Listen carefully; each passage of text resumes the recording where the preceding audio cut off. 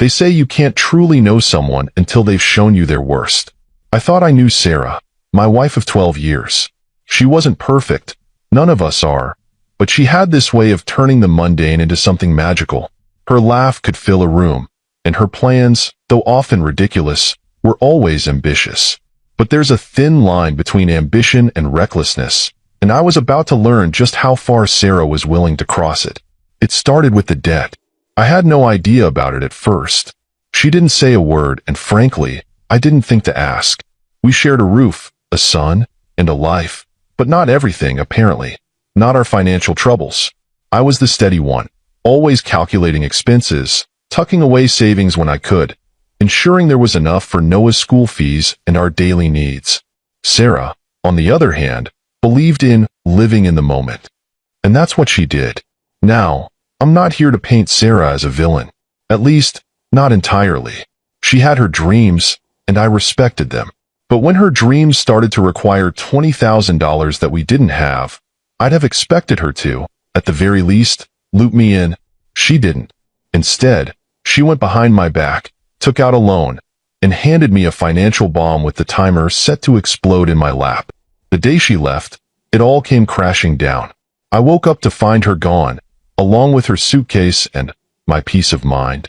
Noah was still asleep, blissfully unaware of the chaos waiting to greet me. I found the note on the kitchen table, scrawled in her loopy handwriting. I need to follow my heart. Handle the debt, Jacob. It's yours now. At first, I laughed. I don't know why. Maybe it was the absurdity of it all. Follow her heart? Was her heart on a yacht somewhere, sipping margaritas? Because mine was trying to figure out how I'd pay off a loan I didn't even know existed. And then there was Noah. How do you explain to your 10-year-old son that his mother has abandoned the family? You don't, not at first. You tell yourself that you'll shield him from the mess for as long as you can. But Noah isn't just any kid. He's sharp. Too sharp. I've always been proud of his intelligence, but in moments like these, I almost wish he weren't so perceptive. The house felt emptier without Sarah, not just physically, but emotionally. She had this way of filling spaces, even when she wasn't trying. Now, every corner seemed to echo with her absence. I stood in the kitchen, staring at her note, wondering where it all went wrong. Was it the fights? The arguments about money?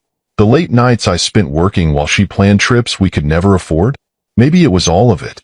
Or maybe it was none of it. Maybe this was just who she was, and I was the fool for not seeing it sooner. But then, there was Noah. My anchor. My reminder that, no matter how much of a mess Sarah left behind, I still had a reason to keep going. He was my priority now. Not the debt. Not the betrayal. Just him. And so, I folded Sarah's note, placed it in my pocket, and made a silent vow. I wouldn't let her actions define the life we'd build moving forward. Of course, that was easier said than done. The cracks she left in our foundation were already starting to spread. I hadn't even begun to figure out the extent of the damage, and yet, the weight of it was already pressing down on me. Still, I clung to the one thing Sarah couldn't take from me, my resolve. Looking back now, I wonder if Sarah ever really understood what she was leaving behind. Not just me, but Noah too. Did she think we'd be fine without her? Did she care? Maybe I'll never know. But as I stood in that kitchen, staring out the window at a future I couldn't yet see, one thing was clear. She'd made her choice. And now, I had to make mine. They say betrayal hits hardest when it's unexpected, but I can't say I didn't see the cracks forming. The problem is, even when you see them, you don't believe they'll break. Not until they do. And when Sarah left, it wasn't just my heart that broke. It was my sense of stability, my trust, and frankly, my pride. The first day after Sarah's departure, I found myself pacing the living room like a caged animal. Every step felt heavier than the last, weighed down by the questions I couldn't answer. Why hadn't she told me about the loan? How could she leave Noah behind? And, God help me, why did she think this new boyfriend of hers was worth $20,000 of debt and the destruction of our family? Noah found me staring blankly at the wall that morning. "Dad, are you okay?" he asked, his voice filled with more concern than any 10-year-old should ever have to feel. I wanted to lie.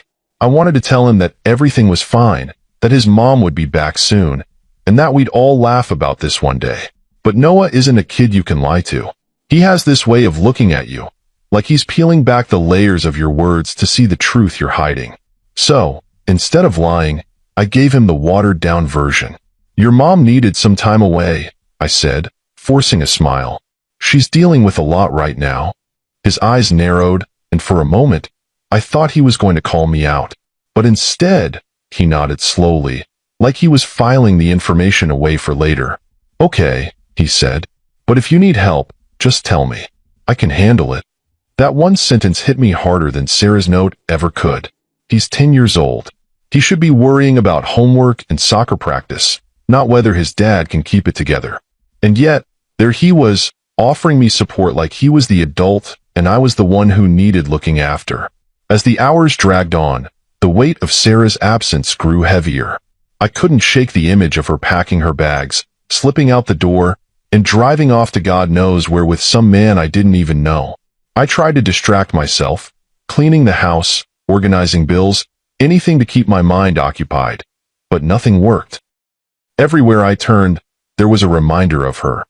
The coffee cup she left on the counter, the perfume lingering on her scarf, the half-finished book on the nightstand.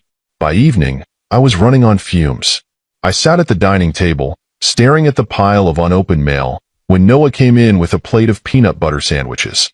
You didn't eat lunch, he said, sliding the plate toward me. I stared at him, my chest tightening.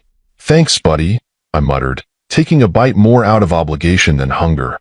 Noah watched me for a moment, then asked the question I'd been dreading all day.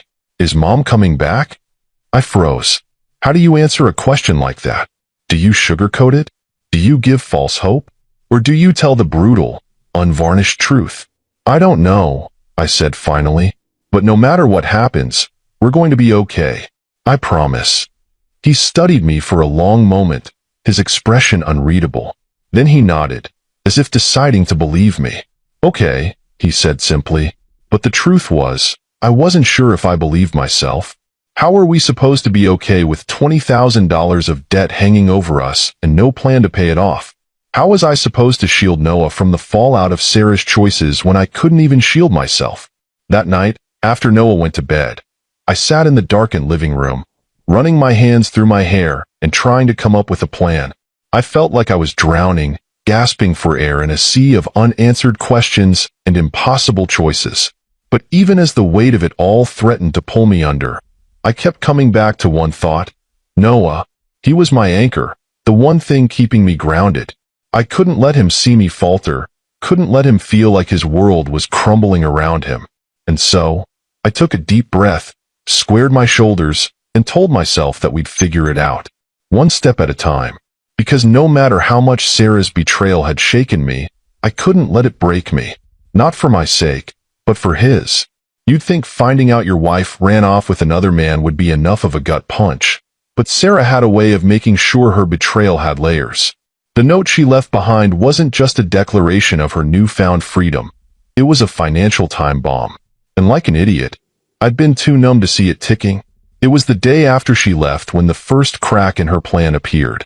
A letter arrived in the mail with bold red text across the top. Final notice. I opened it, expecting a routine bill, but instead, I was staring at a demand for payment on a $20,000 loan. Her name was at the top of the letter, but the fine print was clear. Our address was listed as the guarantor, and failure to pay would impact both of us. I read the letter twice, maybe 3 times, hoping the words would rearrange themselves into something less terrifying. They didn't. The debt was real, and it was now my problem. I could feel the anger bubbling up, not just at Sarah but at myself. How had I missed this? When had she even taken out the loan? I sat there at the kitchen table, my head in my hands, trying to piece it all together. Noah walked in, his face lighting up when he saw me. Hey, Dad. I found this article about robotics I want to show you later. You'll love it. His enthusiasm was infectious, but I could barely muster a smile. I was too consumed by the thought of how I was going to protect him from the fallout of Sarah's mess. Sure, buddy, I said, shoving the letter into the pile of mail on the counter. We'll check it out later. But later never came. Instead, I spent the evening digging through Sarah's things, searching for any clue about the loan. Her desk drawers were a mess of receipts and unopened envelopes, and I found nothing but frustration. Every dead end felt like another twist of the knife, a reminder that she blindsided me completely. It wasn't until I logged into our shared banking app that the full scope of her betrayal hit me. The savings account, the one we'd been building for years to secure Noah's future, was almost empty. A quick scroll through the transaction history revealed the culprit. Sarah had drained nearly all of it in the weeks leading up to her departure. Thousands of dollars, gone, with no explanation or justification. I slammed the laptop shut, my hands trembling with a mix of rage and disbelief. That money wasn't just numbers on a screen. It was supposed to be Noah's safety net, his college fund, our cushion against life's uncertainties. And she'd stolen it without a second thought. Noah must have heard the noise because he appeared in the doorway, his brow furrowed with concern. "Dad, is everything okay?" I forced a smile, though it felt like my face might crack under the effort. "Yeah, buddy. Just some adult stuff. Nothing you need to worry about." But Noah didn't buy it. He never does. He walked over to the table, his gaze falling on the stack of mail. "Is this about Mom?" he asked, his voice steady but soft. I hesitated. Part of me wanted to shield him from the truth, to keep pretending that everything was fine. But another part of me knew that Noah wasn't a kid you could lie to. Not convincingly, anyway. So, I sighed and gave him a version of the truth. "She left us with some problems," I said carefully. "Financial problems." Noah's eyes narrowed, and for a moment, he looked far older than his 10 years. "How bad is it?" "Bad enough," I admitted. "But I'll figure it out. I always do." He nodded slowly, then pulled out a chair and sat across from me. "Maybe I can help." I almost laughed. Not because it was funny, but because it was absurd. What could a 10-year-old possibly do to solve a $20,000 problem?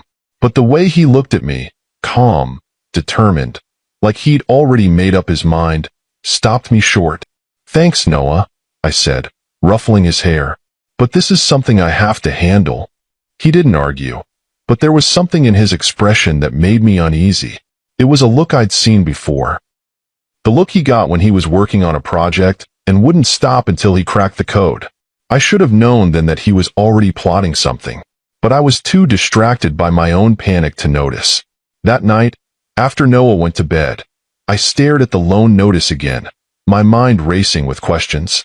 How had Sarah gotten approved for such a large amount? And why had she needed it in the first place? The answers felt just out of reach, taunting me like shadows in the dark. And then there was the matter of the savings account. If she'd drained it all, where had the money gone? Was it sitting in some offshore account, funding her new life with David? Or had she spent it already, leaving nothing but a trail of receipts and broken promises? I didn't have the answers, but one thing was clear.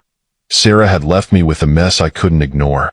And as much as I wanted to wallow in anger and self-pity, I knew I didn't have that luxury. Not with Noah depending on me. So, I did what I always do. I took a deep breath, rolled up my sleeves, and prepared to face the storm head-on. Because if there's one thing I've learned, it's that you can't outrun your problems. You can only face them one step at a time. You'd think that after discovering the $20,000 debt and the empty savings account, I'd hit rock bottom. But no. Rock bottom has a way of showing up when you least expect it, just to remind you how much farther you can fall. The next few days were a blur of bills, emails, and unanswered calls. I was trying to piece together a plan. Anything to stop this financial avalanche before it buried us. But every time I thought I was making progress, a new obstacle smacked me in the face. First, it was the realization that Sarah had used our address as collateral for the loan. Then, it was the demand letter threatening legal action if payments weren't made immediately.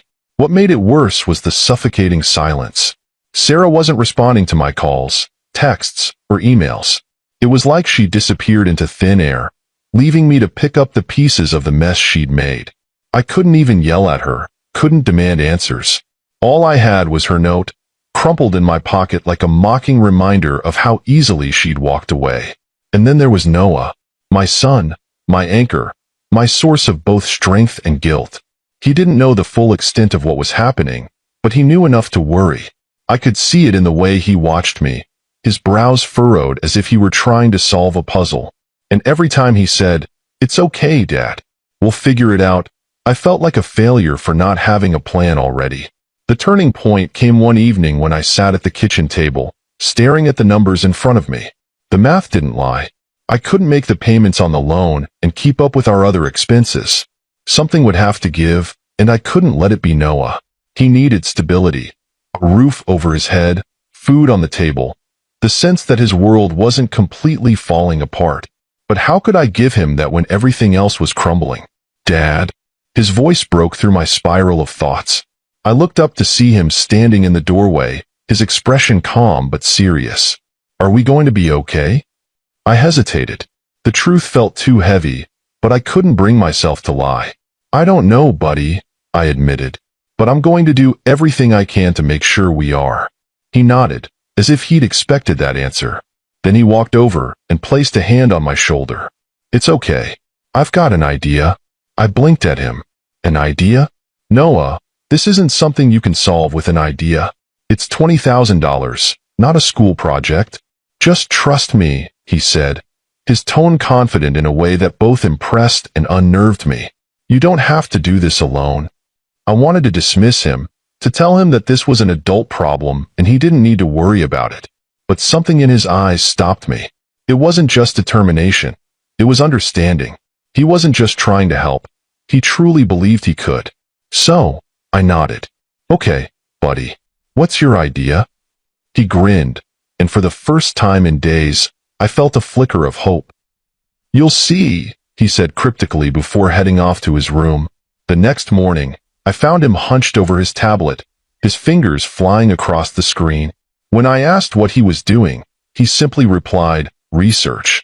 And when I pressed for details, he grinned and said, "You'll find out soon enough." At first, I thought it was a distraction, a way for him to feel like he was contributing. But as the days passed, I realized he was up to something. He'd ask me random questions about Sarah, her habits, and her favorite places. He even asked if I still had access to her email account, which I did, though I hadn't thought to use it. "Why do you want to know all this?" I asked one evening. "Just trust me," he said again, his eyes sparkling with that same quiet confidence. "I've got this." I didn't know what to make of it. Part of me wanted to push for answers, to demand he tell me what he was planning. But another part of me, a part one didn't quite understand, felt compelled to let him take the lead. Maybe it was desperation, or maybe it was the realization that he was smarter than I often gave him credit for. Whatever it was, it kept me from interfering. And as I watched him work, a strange sense of calm began to settle over me. For the first time since Sarah had left, I felt like we might actually come out of this okay. I didn't know how or when, but I believed in Noah. Looking back, that was the moment everything began to change. It wasn't just about the debt or Sarah's betrayal anymore. It was about us, me and Noah, proving that no matter how much she tried to tear us apart, we were stronger than she thought. And I'd soon learn that when Noah said, "I've got this," he meant it in ways I never could have imagined. When Noah said, "I've got this," I thought it was just his way of reassuring me, like a kid trying to lift a weight far too heavy for their little arms. But I was wrong, very, very wrong. Noah wasn't just offering empty words. He was orchestrating something far bigger than I could have imagined. It started with small, seemingly innocent questions. "Dad, do you remember when Mom got her new phone? Or did she ever tell you what app she liked to use?" At first, I thought he was just curious, maybe trying to process her absence in his own way. But as the days went by, his questions became more pointed. "Do you think Mom would have used the GPS app we all downloaded for our hike?" he asked one evening, his tone casual, like he was talking about homework. That made me pause. The GPS app. Of course.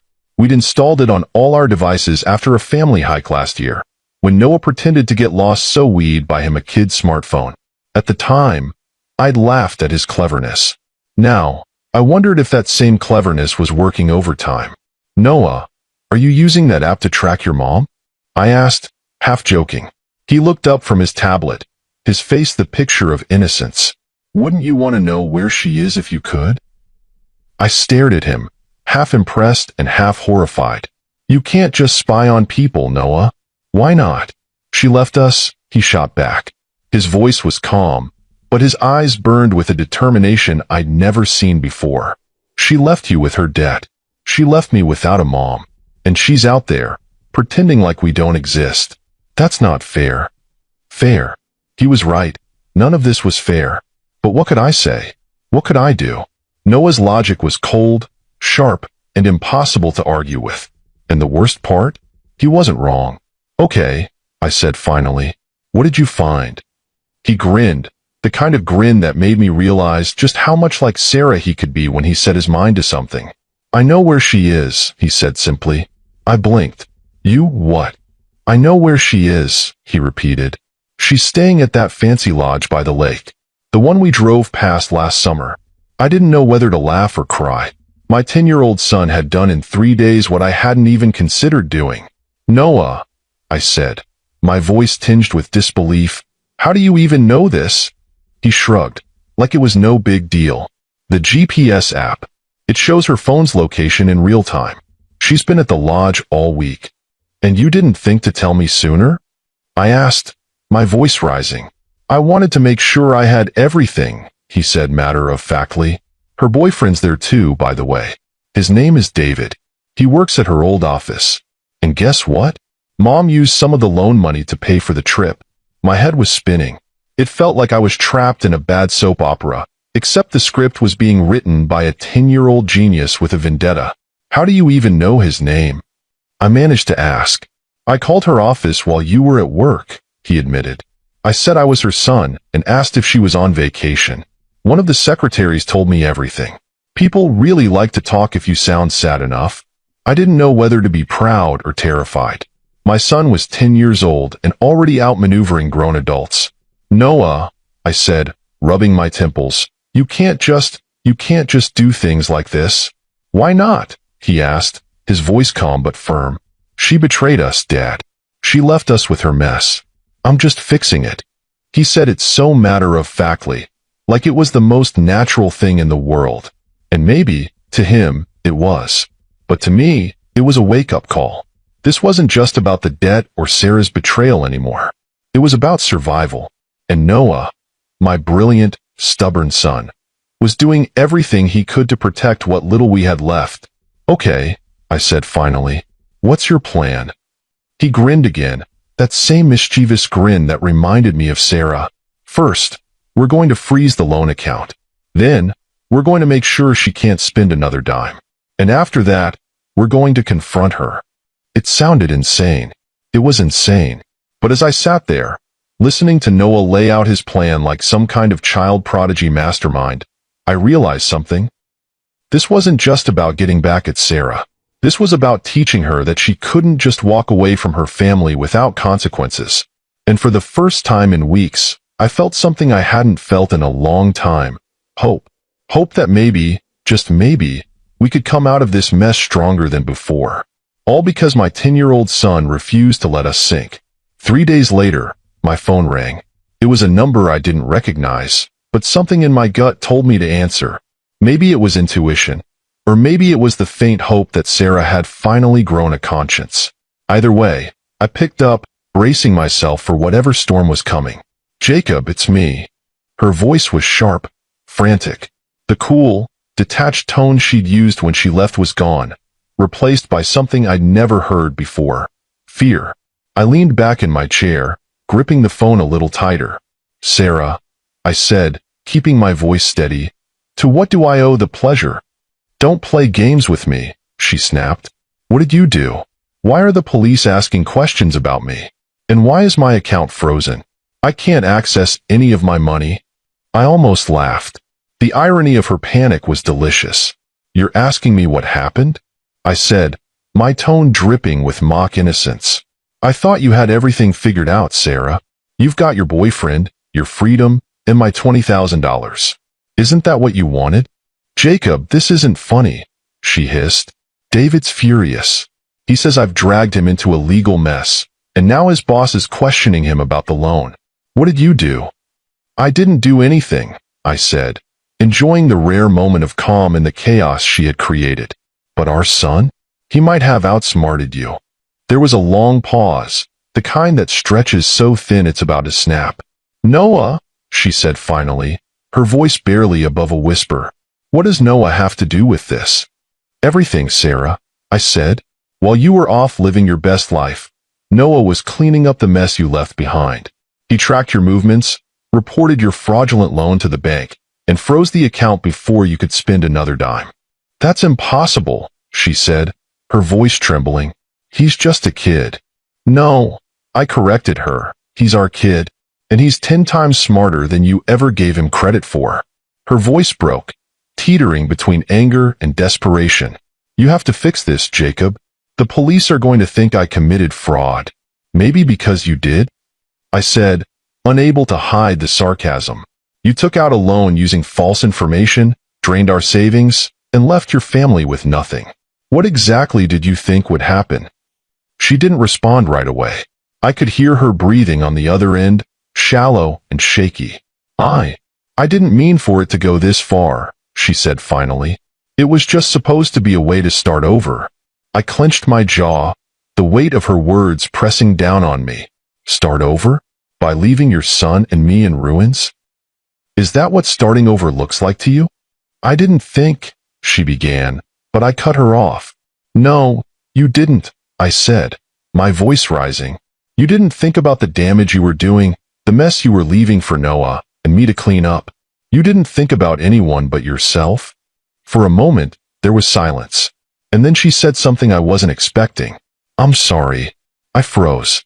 It wasn't the apology itself that caught me off guard. It was the way she said it. Quiet, genuine, vulnerable.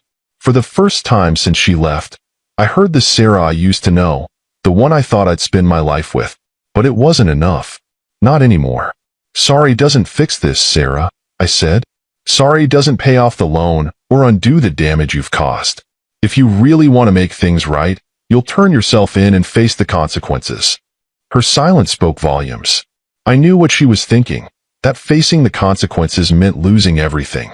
Her freedom, her new life with David, maybe even her dignity. And she wasn't ready to let go of those things, no matter how much she claimed to regret what she'd done. I can't, she said finally, her voice barely audible. Then I can't help you, I replied. Jacob, please, she begged. David's threatening to leave me. I have nothing without him.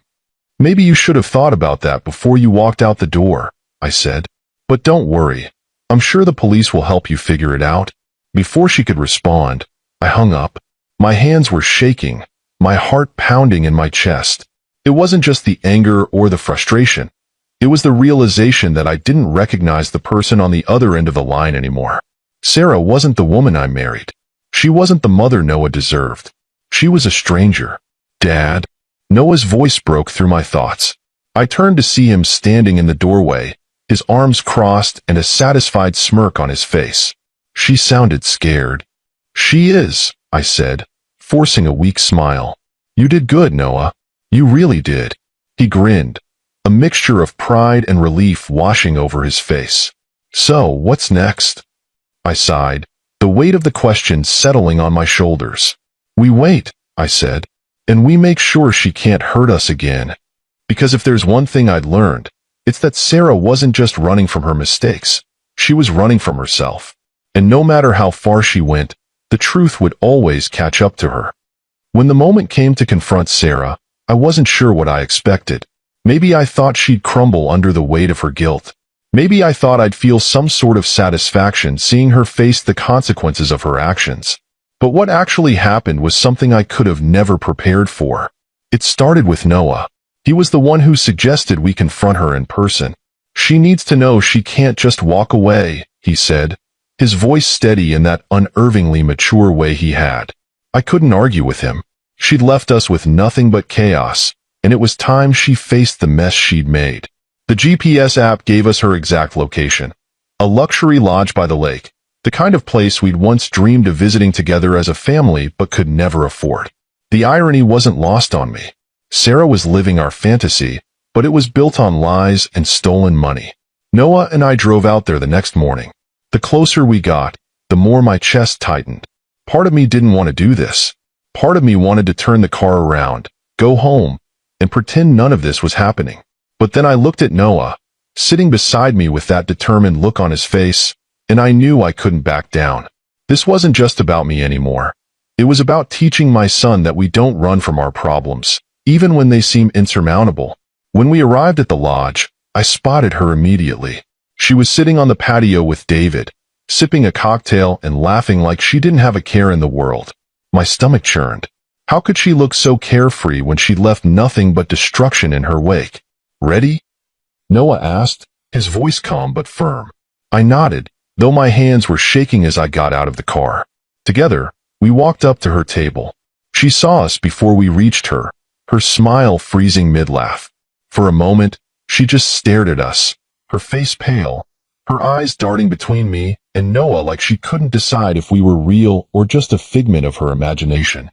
"Jacob," she said finally, her voice barely audible, "what are you doing here?" "Taking back what's ours," I said, my voice colder than I expected. "You didn't think you could just walk away, did you?" David, who had been quietly watching the exchange, finally spoke up. "Is this your ex?" he asked, his tone more annoyed than concerned. "Look, buddy, we're in the middle of something. Why don't you take your kid in?" "Don't," I said, cutting him off. My eyes locked onto his, and for a moment, the tension was thick enough to cut with a knife. "This isn't about you. Not yet, anyway." Sarah's face turned red as she scrambled to regain control of the situation. "Jacob, please," she said, her voice trembling. "We don't need to do this here." "Oh, I think we do," I replied, crossing my arms. "Because you didn't just leave us with a broken family, Sarah. You left us with your debt. You drained our savings. And now you're sitting here, drinking cocktails like none of it matters." "Dad," Noah said, his voice steady but sharp. "Show her." I pulled out the stack of documents Noah and I had prepared, the loan paperwork, the empty savings account statements, the GPS logs showing her movements. I placed them on the table, one by one, watching as her expression shifted from defiance to panic. "You're lying," she said, though her voice lacked conviction. "I never meant for." "Stop," I snapped, my patience wearing thin. "You knew exactly what you were doing, Sarah. And now, you're going to face the consequences." David stood up, clearly uncomfortable with the turn of events. "Look, I didn't sign up for this," he said, backing away from the table. "I didn't know." "Save it," I said, cutting him off again. "You knew enough to run off with her. You're just as complicit as she is." Sarah's eyes widened as she realized David was about to abandon her. "David, wait," she cried, reaching for his arm. "Don't go. I'll fix this, I promise." But David was already walking away, muttering something about not wanting to get involved in family drama. And just like that, Sarah was alone. "You can't do this to me," she said, turning back to me, her voice trembling. "You can't take everything." "You took everything first," Noah said, his voice cutting through the tension like a knife. "You left us with nothing, Mom. Now it's your turn." For a moment, she just stared at him, her eyes filled with something I couldn't quite place. Guilt? Regret? Fear? Whatever it wasn't enough to undo the damage she'd done. "This is your chance to make it right, Sarah," I said, my voice softer now. "Turn yourself in. Take responsibility for what you've done. Show Noah that you're better than this." She didn't respond. Instead, she buried her face in her hands, her shoulders shaking with silent sobs. It was the first time I'd seen her break since she left, and for a moment, I felt a pang of pity, but it wasn't enough to change my mind. "Let's go, Noah," I said, placing a hand on his shoulder. "We've done what we came to do." As we walked away, I glanced back one last time. Sarah was still sitting there, alone at the table, surrounded by the evidence of her betrayal. And for the first time since she left, I felt a sense of closure. After the confrontation, there was no going back, for Sarah, for me, or for Noah. That moment at the lodge had been the final nail in the coffin of whatever semblance of family we had left. Now it was time to clean up the wreckage she'd left behind. The first step was filing an official report with the police. I explained everything, the fraudulent loan, the drained savings account, and how she had abandoned us with a mountain of debt. Noah, ever the meticulous planner, had all the supporting evidence ready to hand over. The officers were impressed by how thorough it was, though I had to deflect a few questions about how a 10-year-old had gathered so much information. The officers assured me that the case was solid. Sarah had committed fraud when she falsified information for the loan, and with the bank involved, there was no avoiding the consequences. A warrant was issued for her arrest, and I was told the investigation would take its course. It was a bittersweet moment. On one hand, I felt relief knowing that justice was finally catching up with her. On the other, it hurt to know that Noah had to witness his mother's downfall at such a young age. But Noah, as always, seemed unfazed. "She made her choice, Dad," he said as we left the police station. "Now we just have to make ours." The next step was dealing with the loan. I contacted the bank and explained the situation, providing proof that Sarah had committed fraud. After what felt like an eternity of back and forth, they finally agreed to cancel the loan, pending the results of the investigation. The relief was almost overwhelming.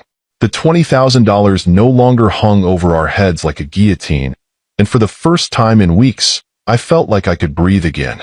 With the loan sorted, I turned my attention to securing Noah's future. I met with a lawyer to ensure that Sarah's actions wouldn't jeopardize our stability any further. The lawyer helped me file for sole custody of Noah, citing Sarah's abandonment and financial recklessness. It was a straightforward case. Sarah hadn't just left us. She'd essentially forfeited her right to be a parent. The custody hearing came and went with little fanfare. Sarah didn't even show up. I was granted full custody, along with a court order requiring her to pay $500 a month in child support. I didn't expect her to actually pay, but the lawyer assured me that her wages, if she ever got a job, could be garnished to ensure compliance. As for the camper van, it was time to cut my losses. The vehicle had been sitting in the driveway since we retrieved it, a constant reminder of Sarah's betrayal. I decided to sell it, using the proceeds to rebuild our savings. It wasn't much, certainly not the $35,000 it had originally cost, but it was enough to give us a fresh start. Through it all, Noah remained my rock. He took on more responsibilities at home, helping with chores and errands without being asked. One evening, as we sat together folding laundry, he said something that stuck with me. "You know, Dad, I don't think Mom was happy," he said, his voice thoughtful. "Not with herself, not with us, not with anything. Maybe that's why she did what she did." I looked at him, amazed by his insight. "You're probably right, Noah," I said. "But her unhappiness doesn't excuse what she did. We all have to take responsibility for our choices." He nodded, his expression serious. "I'm glad you're my dad," he said after a moment. "You don't give up." His words hit me like a punch to the chest. All the doubt, all the guilt I'd been carrying about not protecting him from Sarah's actions seemed to lift in that instant. I realized that while I couldn't control what Sarah had done, I could control how we moved forward. And that's exactly what I intended to do. The last piece of the puzzle was finding a way to ensure Sarah couldn't disrupt our lives again. I worked with the lawyer to place restrictions on her ability to access Noah or our finances without court approval. It wasn't foolproof, but it gave me peace of mind knowing that she couldn't just waltz back in and undo the progress we'd made. By the time the dust settled, it felt like a lifetime had passed since Sarah walked out the door. But in reality, it had been just a few short months. In that time, Noah and I had gone from being victims of her betrayal to survivors of it. We had weathered the storm together, and though the scars were still fresh, they were a testament to our resilience. I wish I could say that Sarah learned her lesson, that she turned her life around and became the person I once believed she could be. But life isn't always tied up with a neat little bow. The last I heard, she was working odd jobs and struggling to stay afloat. Part of me felt sorry for her, but I knew better than to let that pity pull me back into her orbit. She'd made her bed. Now she had to lie in it. The storm had passed, but its aftermath lingered, leaving cracks in the foundation of the life Noah and I were rebuilding. Yet, for the first time in what felt like forever, we had hope. Hope that we could move forward, not as a broken family, but as a stronger one. It started with the little things. Mornings became calmer without Sarah's chaotic energy dominating the house. Noah, ever the problem solver, took it upon himself to organize our days. He made a color-coded schedule for chores, schoolwork, and downtime. Efficiency is key, Dad, he said one evening, holding up a chart that could have rivaled the work of any corporate planner. I couldn't help but laugh.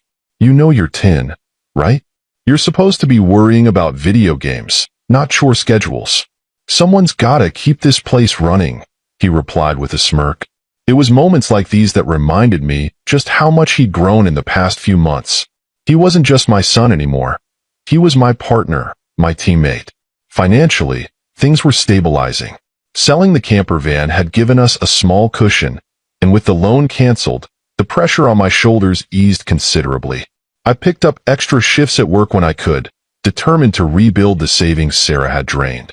It wasn't easy, but every dollar I saved felt like a small victory, a step toward a future where Noah and I didn't have to look over our shoulders. Noah, of course, was always finding ways to help. One afternoon, I came home to find him standing at the kitchen counter, a tray of cookies cooling beside him. "What's this?" I asked, raising an eyebrow.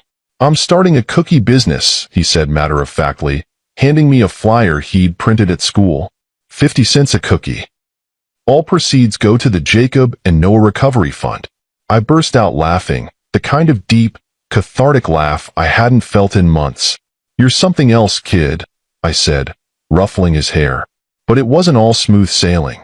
There were moments when the weight of what we'd been through hit me like a freight train. Nights when I'd lie awake, replaying Sarah's betrayal in my mind, wondering if there was something I could have done differently. And then there were the times I saw the sadness in Noah's eyes, the moments when he thought I wasn't looking. He missed her, even if he didn't say it outright. She was his mom, after all, and no amount of anger or disappointment could erase that bond. One night, as we were sitting on the couch watching a movie, he turned to me and asked, "Do you think she'll ever come back?" I paused, caught off guard by the question. "I don't know, buddy," I said honestly. "But if she does, it'll be on our terms. She'll have to prove that she's ready to be the mom you deserve." He nodded, his face thoughtful. "I don't think she will," he said quietly. "But that's okay. We're doing fine without her." Hearing him say that broke my heart a little, but it also filled me with pride. Noah had every right to be angry, every right to feel abandoned. Yet, he'd chosen to move forward, to focus on what we had instead of what we'd lost. As the weeks turned into months, life began to feel normal again, or at least a new version of normal. We found joy in the small things, cooking dinner together, playing board games on the weekends, or just sitting on the porch, watching the world go by. There were no grand gestures, no life-changing moments, just the quiet, steady work of rebuilding. One evening, as we were sitting at the table eating dinner, Noah looked up at me and said, "You know, Dad, I think we're going to be okay." I smiled, my chest swelling with pride. "Yeah, buddy," I said. "I think we are." But even as we moved forward, I couldn't shake the lessons we'd learned. Sarah's betrayal had left scars, but it had also taught us resilience. It had shown me the depth of Noah's strength, his unwavering loyalty, and his incredible ability to adapt. And it had reminded me of my own strength, the strength to protect, to persevere, and to build a life for my son, no matter the odds. Looking back now, I realized that Sarah's leaving wasn't the end of our story. It was just the beginning of a new chapter, one where Noah and I could write our own rules, free from the chaos she brought into our lives. The road ahead wasn't perfect, and I knew there would be challenges. But as I watched Noah finish his dinner, already launching into a detailed plan for his next school project, I felt something I hadn't felt in a long time: peace. Because no matter what came next, I knew we'd face it together. And together, we could handle anything.